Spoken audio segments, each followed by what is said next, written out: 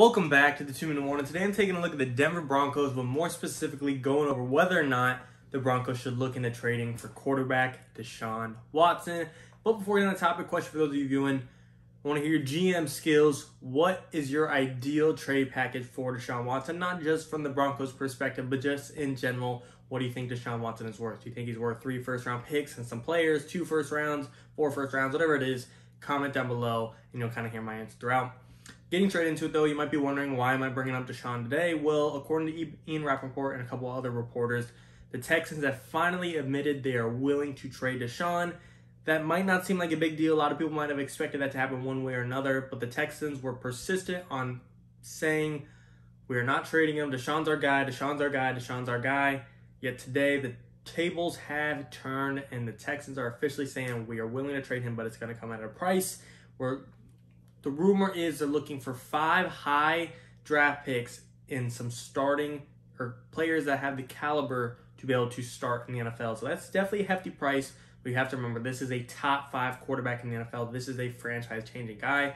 I think a lot of people want to see Aaron Rodgers end up in Denver, but Deshaun Watson, he would give you, in my opinion, just as good as a chance as Aaron Rodgers would for the next few years. But you wouldn't be limited to, 3, 4, 5 more years of whatever Rodgers plays. You'd have Deshaun for, if he plays a whole healthy career, right around probably 15 more years. So I would be looking into it. Of course, you have to consider, though, what's it going to cost. Personally, if I'm the Broncos, I'm not saying they need to do it, but I would consider it. In the AFC West, you got the Chiefs, you got the up-and-coming Chargers, Las Vegas. They're not this huge threat to me, but still, that division, the division rivals are tough in there. I'd like to see them go to that next level. They made a lot of offseason moves on the defense specifically that I'm a fan of. On offense, I'd love to see them get a Watson. Personally, they'd have to probably give up Drew Lock and or Teddy Bridgewater, whichever one the Texans want. Do you want the conservative, you know what you're going to get out of Teddy B, or you want the Drew Lock who has a high upside ceiling? That's the Texans question. Ship both off if you have to.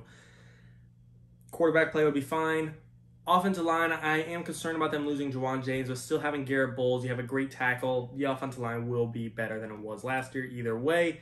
Receiving core, Noah Fant, Cortland Sutton, Jerry Jeudy, Tim Patrick, KJ Hamler. You might have to give someone up. Personally, I don't want to see them part ways with Sutton, Fant, or Jerry Jeudy, but I'm willing to throw in, here's Drew Lock, a cat that's, we don't know what he is, but he's got a high ceiling. Here's Tim Patrick, kind of receiver that's developing, or KJ Hamler, pick your poison. On the defensive side, your big ticket names, Von Miller, Bradley Chubb, you don't really want to give them away. Patrick Surtain, you don't want to give away your brand new rookie. Kyle Fuller, Ronald Darby, Kareem Jackson, Justin Simmons. I would consider giving away Ronald Darby. Again, I would not like to, but this is Deshaun Watson. And like I said, the secondary is already very strong with Kyle Fuller. I didn't even mention Bryce Callahan. That's a great overall secondary with or without Ronald Darby. Bryce Callahan, Justin Simmons, Kareem Jackson, Patrick Surtain, Kyle Fuller. Again, I don't want to lose Ronald Darby, but if the Texans are persistent on getting a starting player, Ronald Darby might be the okay package to throw into. So again, Drew Lock, Tim Patrick, Ronald Darby, and 2 first-round picks, or maybe subtract a player. We want to keep Ronald Darby. Here's Drew Lock or Teddy B, again, whichever one they want, if not both. Here's Drew Lock, Tim Patrick, and 3 firsts. Or Drew Lock, Tim Patrick, 4 firsts. Something around that realm. I'm not a GM. I'm not in the front office. It's hard for me to evaluate and crunch the numbers to the exact pick of what Deshaun is going to go for. I'm sure the Texans and Broncos, who have front offices that are built to figure this out, are still struggling to find the exact value. A player this big hasn't been traded before for this big of a price, so it's hard to determine it. Like I said, I'm expecting right around anywhere from 2 to 4 first-round picks, and like the Texans said, they're going to want some starting players. Maybe they want to be looking at some linebackers, Josie Jewell, Alexander Johnson, nothing stud-like. You're not getting Von Miller, but you're getting a guy that could start. That's going to improve the lack of defense that you already do have. Again, Ronald Darby would be the one piece I'm okay parting with. I want to see Kyle Fuller back in this type of defense. I want to keep my rookie Patrick Surtain. I'd like to keep Justin Simmons, Kareem Jackson, Bryce Callahan, one of the more underrated yet better receivers in the NFL. Ronald Darby, he's a good cornerback who had a pretty solid year last year, but he's inconsistent at times, and I think him coming off of a high-end year for the most part is going to be the biggest name slash upside you're going to get out of him, and I would ship him off while he's hot. Again, I'd like to keep Ronald Darby to officially make this the best secondary in the NFL, but this defense can live without him. So realistically, like I said, I think Drew Lock, Ronald Darby, Tim Patrick, and a couple firsts is a good starting point for these teams we're talking about. And while it may hurt to give up 3 first-round draft picks over the next 3 years, you're still going to have the farm of 2 through 7. And maybe, keep Ronald Darby, but say here's an extra 3rd and 4th instead. It's really a Broncos' opinion on what they want. Personally, though, I do think they should be looking into this. If you want to keep up the times, you want to be, top tier in the AFC West, you got to make a big move. And I understand we still haven't seen Drew Lock's full potential. And even if he turns out to be a bust, Teddy Bridgewater, it's probably conservative enough and efficient enough to get this type of team to a possible playoff run. But still, aggressiveness pays off in the NFL. I don't want to be just a team that might have a good QB or might be able to make the playoffs with a conservative QB. I want to be the team that wants to be able to go all the way, to go toe-to-toe with anyone, no matter who it is. Aggressiveness works and pays off in the NFL. The Chiefs, year after year, are making the playoffs. It's 11-5, yet they said that's not enough.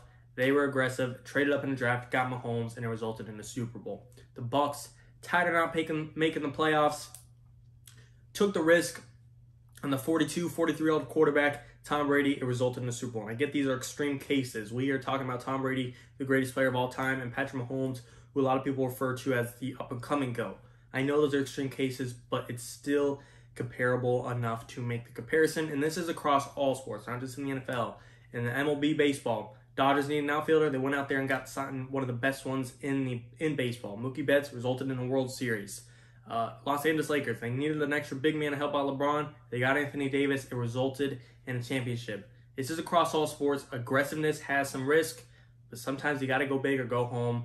And if you get a ring at the end of the day with Deshaun, you'll never look back and ever regret it, because that is the most valuable possession. And that's the goal in the NFL, is to win a ring. And if you could get it, no matter what you gave up for it, it was worth it. So we'll just have to see. You guys tell me, you all for it? Do you want to see Deshaun be traded to the Denver Broncos? Are you all against it, saying we're fine with Drew, we're fine with Teddy, one of them will figure it out? Or are you kind of in the middle like me, where it's like, I do think they should lean to it, but they need to figure out some more circumstances. How are the civil issues working out? What's it going to cost? What are you looking for? What condition is he in? What shape is he in?